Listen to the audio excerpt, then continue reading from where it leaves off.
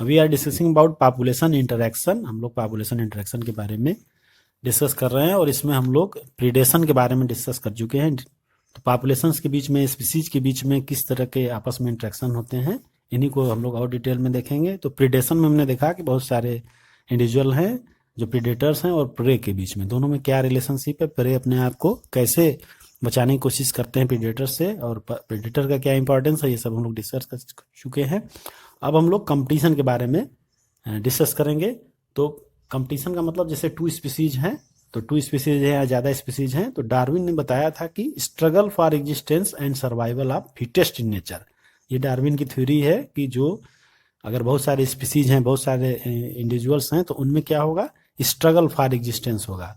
और जब स्ट्रगल होगा तो उसमें सर्वाइवल किसका होगा, जो फिटेस्ट होगा, जो नेचर के हिसाब से फिटेस्ट होगा वो सर्वाइव करेगा, और जो फिटेस्ट नहीं है वो सर्वाइव नहीं कर पाएगा। तो इस तरह से स्ट्रगल फॉर एग्जिस्टेंस होता है। और इसमें उन्होंने ये भी बताया कि इंटर स्पेसिफिक कंपटीशन जो होता है, जो ये आपस में जो स्पीसीज हैं उनके बीच में कंपटीशन होता है, तो ये जो कंपटीशन होता है यही एक पोटेंट फोर्स होता है ऑर्गेनिक इवोल्यूशन के लिए। क्योंकि कहने का मतलब ये है कि अगर इंटर स्पेसिफिक कंपटीशन हो रहा है तो जो उसमें विनर होगा, जो उसमें फिटेस्ट होगा, वो तो आगे सर्वाइव करेगा, और जो फिटेस्ट नहीं होगा, कमजोर होगा, वो उसमें से इरेडिकेट आउट हो जाएगा, एक्सटिंक्ट हो जाएगा। तो इंटर स्पेसिफिक कंपटीशन ही ये डिसाइड करता है कि किसका आगे सर्वाइवल होना है, और आगे जो की इवोल्यूशन होनी है, डेवलपमेंट होना है, वो उन्हीं इंडिविजुअल्स के अंदर होगा, उन्हीं की वजह से होगा, और उनमें ही होगा। उनमें भी जो और बेटर उसमें एक कंडीशन होगी, और बेटर फीचर्स होंगे, वो आगे सर्वाइव करेंगे, और बाकी जो है वो उस रेस से बाहर हो जाएंगे, एक्सटिंक्ट हो सकते हैं। तो इस तरह से ये जो इंटर स्पेसिफिक कंपटीशन है, ये एक पोटेंट फोर्स की तरह काम करता है किसी भी इवोल्यूशन के लिए, खास करके ऑर्गेनिक इवोल्यूशन के लिए एक पोटेंट फोर्स की तरह करता है। एक आपको मतलब कि कह सकते हैं कि रॉ मटेरियल देता है कि कौन सा आगे जो है कि इस चीज का इवोल्यूशन होना है, और जो एक्सटिंक्ट आउट हो गए, जो उस रेस से बाहर हो गए, वो अपने आप वो एक्सटिंक्ट हो जाएंगे, तो उसमें सर्वाइवल कोई बात नहीं है, तो वो इवोल्यूशन में पार्टिसिपेट ही नहीं करेंगे। तो जो भी इवोल्यूशन होता है वो बेटर स्पीसीज का होगा, या सर्वाइवल होगा वो बेटर स्पीसीज का होगा, और वही फिर आगे इवोल्यूशन के सीक्वेंस में आगे बढ़ेंगे, और आगे जो उसके आगे की जनरेशन है उसमें वो फिर नया चीज़ें, नई स्पीसीज का वो वहाँ से इवोल्यूशन होता है। तो इस तरह से ये चीज़ें इसमें डिपेंड करता है।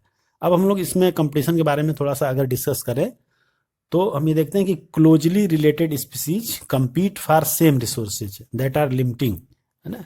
तो जो कंपटीशन हमेशा किस में होगा, जो क्लोजली रिलेटेड, एक ही रिसोर्स के ऊपर जो डेवलपमेंट है, एक ही रिसोर्स के ऊपर डिपेंड है, जो उनके बीच में हमेशा कंपटीशन होता है, क्योंकि रिसोर्सेज लिमिटेड हैं, तो वो उसके लिए स्ट्रगल करेंगे कि सभी स्पीसीज ये चाहेगी कि हमको वो चीज़ ज़्यादा मिले। तो एक ही रिसोर्स, जब एक ही टाइप का रिसोर्स होता है या सेम रिसोर्स होता है, तो क्या होता है, क्लोजली रिलेटेड स्पीसीज जो है वो कंपटीशन करती हैं, उसमें जो फिट होगा, जो बेस्ट होगा, वो उस चीज़ को कैप्चर करेगा, जो बेस्ट नहीं होगा वो नहीं कर पाएगा, और एक्सटिंक्ट हो जाएगा, इरेडिकेट हो जाएगा, उस लाइन से, दौड़ से बाहर हो जाएगा। तो इसमें ये तो था कि भाई सेम रिसोर्सेज के लिए कोई कंपटीशन होता है, लेकिन हर बार ऐसा नहीं होता कि रिसोर्सेज सेम हो। कई बार रिसोर्सेज अलग अलग होते हैं, लेकिन उसके बावजूद भी उसमें, मतलब ये कहने का मतलब यहाँ ये है कि ये जरूरी नहीं है कि कंपटीशन हमेशा क्लोजली रिलेटेड स्पीसीज में ही हो। कई बार ऐसी स्पीसीज के भी बीच में भी कंपटीशन हो सकता है जो क्लोजली रिलेटेड नहीं है, बिल्कुल अलग हैं, बिल्कुल अलग टाइप के इंडिविजुअल हैं, अलग अलग स्पीसीज है, उनमें भी कॉमन रिसोर्स के लिए कंपटीशन हो सकता है। जैसे एक एग्जांपल ये है कि यहाँ पे shallow South American lakes visiting flamingos and resident fishes compete for their common food which is zooplankton in the lake.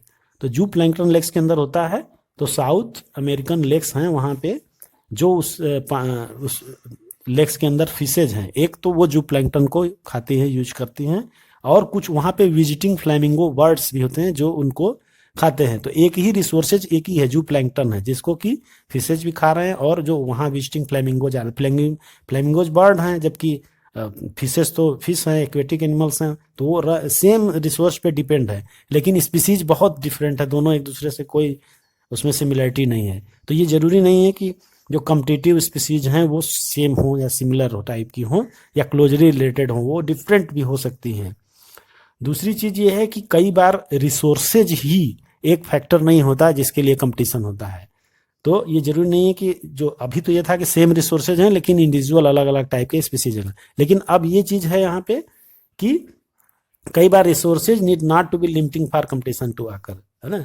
तो इसमें क्या होता है कि रिसोर्सेज भी अलग हैं, स्पीसीज भी अलग है, लेकिन उनकी प्रेजेंस से इंटरफेरेंस होता है, उसकी वजह से एक कंपटीशन होता है। इसको हम लोग इंटरफेरेंस कंपटीशन होता बोलते हैं, यानी कि वो उनके सिर्फ मौजूदगी से ही इंटरफेरेंस हो रहा है और उससे स्पीसीज में दिक्कत आ रही है। ठीक है, तो इसमें क्या होता है, feeding efficiency of one species might be reduced due to interfering and inhibitory presence of other species. तो इंटरफेयरिंग और इनहिबिटरी प्रेजेंस से भी कई बार दिक्कत होती है, जबकि रिसोर्सेज फूड और जो कि स्पेस है वो एबंडेंट है, फूड और ना फूड की कमी है ना स्पेस की कमी है, लेकिन सिर्फ दूसरे स्पीसीज की प्रेजेंस की वजह से पहली स्पीसीज उस फूड को उस जो स्पेस है उसका वो प्रॉपर यूज नहीं कर पा रहे, इंटरफियरेंस हो रहा है, इनहिबिट कर रहा है, उनको काम करने नहीं दे रहा है। ठीक है, तो इस तरह से हो सकता है कि डायरेक्ट उनसे कोई मतलब नहीं है, डायरेक्ट न फूड के लिए न फूड का झगड़ा है न उनका रिसोर्सेज का झगड़ा है, कोई भी उसमें कंपटीशन नहीं, लेकिन सिर्फ उनके प्रेजेंस से, उनका जो एक स्पीसीज के प्रेजेंस होने से दूसरी स्पीसीज इसमें डिस्टर्ब हो रही है, वो अपने पॉपुलेशन को ग्रोथ नहीं कर पा रही है और कई बार एक्सटिंक्ट हो जाती है। तो इसी चीज को अगर हम एक डिफाइन करें बेहतर तरीके से, तो fitness of one species is significantly lower in presence of another species, है ना। अब इसको हम लोग आर या इंट्रिंसिक रेट ऑफ इंक्रीज बोलते हैं। तो आर यानी increase, intrinsic rate of natural increase r, ये बी माइनस डी होता है, बी का मतलब बर्थ और डी का मतलब डेथ। तो बी माइनस डी अगर हम करें तो ये क्या होगा, इंट्रिंसिक रेट ऑफ इंक्रीज होगा। तो इसमें होता क्या है कि a process in which fitness of one species is significantly lower in presence of another species. तो दूसरे स्पीसीज के प्रेजेंस की वजह से पहले स्पीसीज की जो है फिटनेस क्या होगी, लोअर हो जाएगी, तो वो सर्वाइवल में उसको दिक्कत आएगी। ठीक है, और ये मतलब जरूरी नहीं है कि ये दोनों स्पीसीज क्लोजली रिलेटेड हों, सिर्फ वो इंटरफियर कर सकती हैं। तो इसका एक एग्जाम्पल भी है कि जैसे जो गैलापागो आइलैंड है वहाँ पे बहुत टार्टाइज की बहुत सारी स्पीसीज हैं, और बाद में क्या हुआ कि वहाँ पे गोट की प्रेजेंस हो गई, गोट कहीं से आ गई ढेर सारी। तो गोट की प्रेजेंस की वजह से, गोट की प्रेजेंस की वजह से और उनकी ग्रेटर ब्राउजिंग इफिशियंसी की वजह से, तो जितनी वहाँ पे ग्रासेस थी उस आइलैंड के ऊपर, गैलापागो आइलैंड के ऊपर, वो ग्रासेस धीरे धीरे खत्म हो गई। तो जो टार्टाइज के लिए एक ब्रीडिंग एरिया था या उनके लिए जो एक उनका रूटीन था, पूरा लाइफ साइकिल थी, उसमें काफ़ी डिस्टरबेंस हुआ, जिसकी वजह से उनका जो है कि पॉपुलेशन कम हो गई, उनके लिए सर्वाइवल में दिक्कत आई और उनकी संख्या काफ़ी कम हो गई, क्योंकि डायरेक्ट वो रिसोर्स पे डिपेंड नहीं है। उनका टार्टाइस का फूड अलग है और आपका गोट का अलग है, लेकिन ग्रेजिंग की वजह से वहाँ का जो एरिया था वो डैमेज हुआ, जो टार्टाइस के लिए एक अच्छा स्पेस था वो डैमेज हुआ, और एक तरह से इंटरफियर किया टार्टाइस के स्पीसीज के बीच में, गोट्स ने इंटरफियर किया, और इंटरफियर किया, उनको इनहिबिट किया उनके लाइफ साइकिल को कंप्लीट करने से, और कुछ नहीं किया, उनके फूड और रिसोर्सेज के लिए कोई दिक्कत नहीं थी, लेकिन इंटरफियरेंस हुआ इनकी वजह से और उनकी पॉपुलेशन घट गई, कम हो गई। तो बाद में जब उनको वहाँ से इरेडिकेट किया गया तो फिर जा करके वो नॉर्मल हुआ कंडीशन। तो इस तरह से कह सकते हैं हम कि a process in which fitness of one species is significantly lower in presence of another species, that is called competition. तो एक कॉमन अगर हम डिफिनीशन की बात करें तो यही होगा कि फिटनेस ऑफ वन स्पीसीज, और ये मेजर किया जाता है आर के, आर यानी इंटेंसिक रेट ऑफ इंक्रीज। तो fitness of one species in significantly lower in presence of another species. अब किस तरीके से होता है ये अलग बात है, लेकिन डिफिनीशन अगर कंपटीशन की होगी तो यही होगी कि fitness of one species is significantly lower in presence of another species. जब उसकी रेट कम हो जाए किसी भी स्पीसीज की दूसरे वजह से, तो इसी को हम लोग कंपटीशन है। अब उसका रीजन डिफरेंट इंडिविजुअल्स के लिए डिफरेंट हो सकता है। तो इस तरह से हम देखते हैं कि इंटरफेरेंस कंपटीशन में feeding efficiency of one species might be reduced due to interfering and inhibitory presence of other species even if resources food and space are abundant. ठीक है, तो इस तरह से ये आपका इंटरफेरेंस हो गया इंटरफेरेंस कंपटीशन आप इसको कर सकते हैं। इसके बाद कम्पिटिटिव रिलीज एक वर्ड आया है। कम्पिटिटिव रिलीज का मतलब होता है a species whose distribution is restricted to a small geographical area because of presence of competitive superior species. जैसे कोई एक स्पीसीज है और उसके साथ साथ वहाँ पे उस एरिया में, एक रिस्ट्रिक्टेड एरिया में और भी स्पीसीज है, दूसरी स्पीसीज है। तो दूसरी, मान लीजिए कोई स्पीसीज ए है और दूसरी स्पीसीज बी है, तो एक की जो नंबर है किसी भी जियोग्राफिकल एरिया में वो लिमिटेड है कि एक एरिया तक ही वो ए वाले इंडिविजुअल हैं, उससे ज़्यादा उनकी ग्रोथ नहीं हो पा रही है। क्यों? कारण उसका क्या है कि प्रेजेंस ऑफ बी स्पीसीज, इसकी वजह से ये इनका नंबर ज़्यादा बढ़ने नहीं पा रहा है। लेकिन अगर किसी वजह से इनको हम इरेडिकेट कर दें, हट जाएं, पूरी तरह से गायब हो जाए, तब क्या होगा? तब ये फिर बढ़ना शुरू करेंगे, क्योंकि इनको जो रोकने वाला है वो कोई नहीं है। ठीक है, जैसे हमारे सोसाइटी में आप देखेंगे कि जो पुलिस है वो क्या करती है? बी की तरह काम करती है, जबकि ए क्या है? जो भी और अराजक तत्व हैं हमारे, जो कि अगर उनको कंट्रोल करके पुलिस रखती है हमेशा। लेकिन अगर ये हट जाए, इनको हटा दिया जाए यहाँ से, तब क्या होगा? इनका जो नंबर है वो तेजी से बढ़ेगा। तो इसके हटने को ही हम कम्पिटिटिव रिलीज बोलते हैं। अगर बी इसमें से हट जाता है, इनके ऊपर से कंट्रोल हट जाता है, तो कम्पिटिटिव, ये कंपटीशन करने वाला हट गया, रिलीज हो गया, तो इसी को हम लोग बोलेंगे कम्पिटिटिव रिलीज। तो जब कम्पिटिटिव रिलीज होगा तो जो दूसरी पहली वाली स्पीसीज है उसको मौका मिल जाएगा बढ़ने का तेजी से। तो उनका क्या होगा? Expand it distributional range dramatically when the competitive species is extremely experimentally remove. तो ऐसा एक्सपेरिमेंट किया गया कि अगर इस दो स्पीसीज हैं, दो आपस में कंपटीशन करने वाली हैं, और उसमें से एक को हटा दें तो दूसरे की जो जनरेशन है वो अपने आप तेजी से बढ़ जाएगी। ये नेचुरल सी चीज़ है कि ऐसा होगा ही, जब कोई रोकने वाला नहीं होगा, रोक टोक नहीं होगा, तो फिर तेजी से पॉपुलेशन होगी ही। तो इसका एक जो एग्जाम्पल है उसके बारे में हम लोग डिस्कस करते हैं कि कैसे ये डिसाइड हुआ कि इस तरह की चीज़ें होती हैं। तो Connell's elegant field experiment show that the rocky sea coast of Scotland the larger and comparatively superior barnacle Balanus dominates intertidal area. तो कॉर्नेल्स इलिगेंट फील्ड एक्सपेरिमेंट एक है, उसमें ये देखा गया कि जो स्कॉटलैंड के रॉकी सी कोस्ट हैं उसमें दो तरह के इंडिविजुअल थे।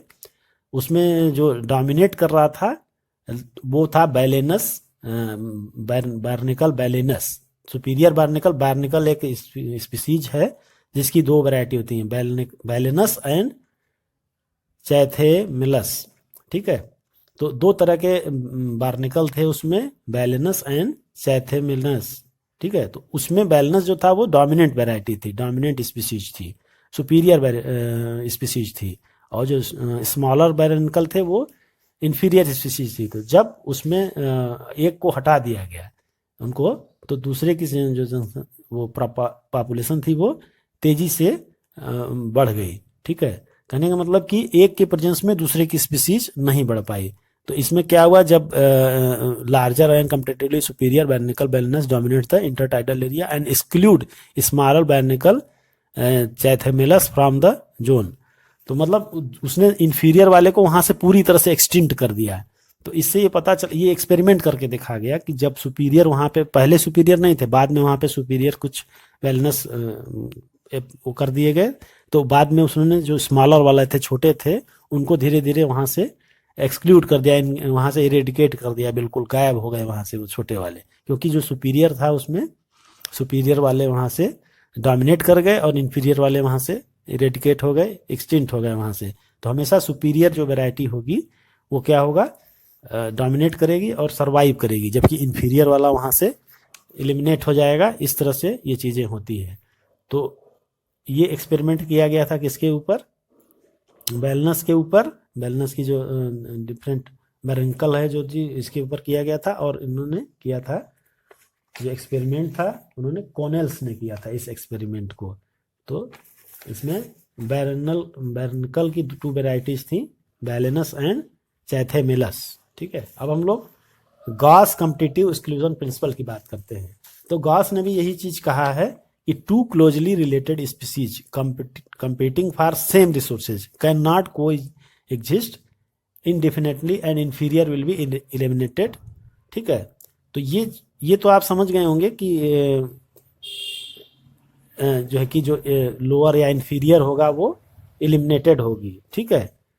तो ये जो है गॉस कम्पिटिटिव एक्सक्लूजन प्रिंसिपल है, ठीक है, कि two closely related species competing for same resources can not coexist indefinitely and competitively inferior one will be eliminated eventually। और दूसरी चीज कि ये जो पॉइंट है, नॉर्मली ये चीज सही है, लेकिन ये हमेशा सही नहीं होगा। क्यों नहीं सही होगा? क्योंकि बहुत सारी ऐसी चीजें होती हैं या बहुत सारे ऐसे चेंजेज होंगे इंफीरियर वैरायटीज के अंदर, जो कि या बहुत सारे मैकेनिज्म ऐसे होंगे जो अब उस पूरी तरह से एक्सटेंस होने से उनको बचा लेंगे और वो को एग्जिस्टेंस में आ जाएंगे। तो species facing competition might evolve mechanism that promote को एग्जिस्टेंस रेदर देन एक्सक्लूजन। तो बहुत सारी ऐसी चीजें उनके अंदर डेवलप हो सकती हैं या हो जाती हैं जो कि उनको पूरी तरह से एक्सटेंस होने से बचा लेती हैं, बल्कि को एग्जिस्टेंस है, यानी वो भी रहेंगे, सुपीरियर वाले भी रहेंगे, इंफीरियर भी रहेंगे, पूरी तरह से एक्सटेंस नहीं होंगी, वो को एग्जिस्टेंस होगा, दोनों एग्जिस्ट करेंगी और पूरी तरह से एक्सक्लूड नहीं होने पाएंगी। तो उसमें कुछ मैकेनिज्म्स डेवलप हो जाती हैं। इसमें से एक है रिसोर्स पार्टीशनिंग। रिसोर्स पार्टीशनिंग कहने का मतलब कि बजाय कि कंपटीशन करने के, डायरेक्ट कंपटीशन करने के, वो जो रिसोर्स में पार्टीशन कर लेंगे कि इस तरह के रिसोर्सेज आप इस्तेमाल करिए और इस तरह के हम करेंगे, या जो आप इस्तेमाल करें उसका जो बचा हुआ चीज़ है या उससे अलग चीज़ जो बच जा रहा है, जो कि यूज नहीं हो रहा है, उसको दूसरी स्पीसीज कर लेगी, बजाय कि उसी रिसोर्स के लिए कंपटीशन करने के लिए। तो इस तरह से डेवलप क्या होगा, डिफरेंट टाइम्स में हो सकता है फॉर फीडिंग और डिफरेंट फॉरेजिंग पैटर्न। तो फीडिंग का पैटर्न या फीडिंग का टाइम अगर चेंज हो जाए तो कंपटीशन अपने आप कम हो जाएगा। कि जैसे ठीक है, जैसे कोई स्पीसीज है वो दिन में कर रही है, अपना फूड सर्च कर रही है, फूड ले रही है, तो दूसरी स्पीसीज रात में करेगी। तो इस तरह से दोनों के बीच में कोई भी कंपटीशन नहीं होगा। तो इसमें क्या होगा, डिफरेंट टाइम्स फॉर फीडिंग और डिफरेंट फॉरेजिंग पैटर्न। फॉरेजिंग का मतलब जो फूड है या चारा है उसका पैटर्न जो है अलग अलग हो जाए। तो इस तरह से वार्बलर्स एक बर्ड होती हैं, उनमें देखा गया कि सेम ट्री के ऊपर 5 क्लोजली रिलेटेड स्पीसीज का डेवलपमेंट हो। तो मैक आर्थर ने ये चीज को पॉइंट आउट किया कि कुछ एक आइलैंड थे, वहां पे देखा उन्होंने कि कुछ वार्बलर्स थे और वो क्लोजली रिलेटेड स्पीसीज थे, एक ही टाइप के बर्ड्स थे, लेकिन उनमें जो फीडिंग हैबिट था वो अलग अलग था। जैसे कोई फ्रूट को खा रहा है, कोई सीड को खा रहा है, उनके जो बिक्स थे उनके टाइप अलग अलग थे, उनके जो पंजे थे उनके थोड़ा सा डिफरेंट था। तो अलग अलग फूड हैबिट के लिए वो अपने आप को एडाप्ट कर लिए। तो एक ट्री है उसके सराउंडिंग पे जो भी चीजें हैं, कुछ इंसेक्टिवोरस हो गए, कुछ जो ट्रीज के ऊपर इंसेक्ट होते हैं उनको खाने लगे, कुछ उनके सीड को खाने लगे, कुछ फ्रूट्स को खाने, कुछ लीव्स को खाने लगे। तो इस तरह से एक ही टाइप के बर्ड्स हैं, लेकिन वो अलग अलग टाइप के उनका पैटर्न हो गया, फीडिंग पैटर्न हो गया। तो वो एक ही ट्री के ऊपर सर्वाइव भी कर रहे हैं और उनका फीडिंग पैटर्न भी अलग है और आपस में किसी तरह का उनमें कोई कंपटीशन भी नहीं है। तो सभी लोग सर्वाइव कर रहे हैं। तो इस तरह से होता है, जैसे हम बिजनेस में आप देख लीजिए कि एक घर में 4 लोग हैं तो 4 लोग 4 तरह के वर्क को करते हैं, बिजनेस अपना अलग अलग कर लेते हैं कि आपस में उनमें कोई कंपटीशन। अगर एक ही बिजनेस में सब लोग बैठेंगे तो हो सकता है वो आपस में उनमें झगड़ा हो, आगे चल करके समस्या आवे।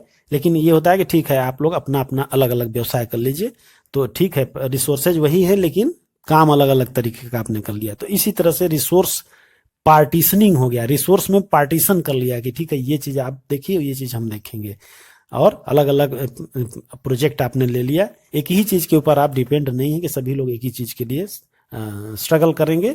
तो स्ट्रगल को कम करने के लिए, कंपटीशन को कम करने के लिए बेस्ट मेथड है, क्योंकि फिर उसमें क्या होगा कि जो फिर Gauss competitive exclusion principle work करेगा। इसका मतलब यह है कि जो ज़्यादा उसमें सुपीरियर स्पीसीज होगी वो सर्वाइव करेगी, जो कमज़ोर होगा वो एक्सटिंक्ट हो जाएगा, एक्सक्लूड हो जाएगा। तो इससे बचने के लिए ज़रूरी है कि इस तरह से रिसोर्स की पार्टीशनिंग हो जाए।